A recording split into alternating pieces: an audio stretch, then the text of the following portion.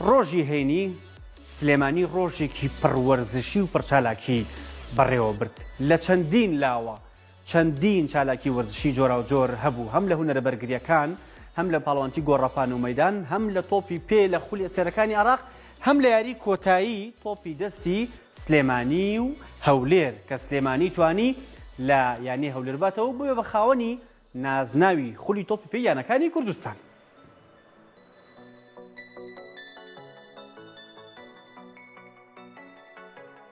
پاش نیوەڕۆی هەینی بە چاودێری لیژنەی ئۆڵۆمپی هەرێمی کوردستان و بە سەرپەرشتی یەکێتی ناوەندی تۆپی دەستی کوردستان لە یاری کۆتایی خولی نایابی تۆپی دەستی کوردستان لە شاری سلێمانی هەردوویانی هەولێر و سلێمانی ڕۆبەڕووی یەکتر بوونەوە. یارەکە لە بەرژەوەندی سلێمانی کۆتایی هات بە ئەنجامی 39 گۆڵ بەرامبەر بە 21 گۆڵ کە ئەنجامێکی بەرچاو و جیاوازیەکی زۆر بوو لە نێوان ئاستی کوڕانی سلێمانی و کوڕانی هەولێر. بەو ئەنجاماش یانەی سلێمانی نازناوی خولەکەی بەدەستهێنا و هەولێریش بوو بە خاوەنی پلەی دووەم.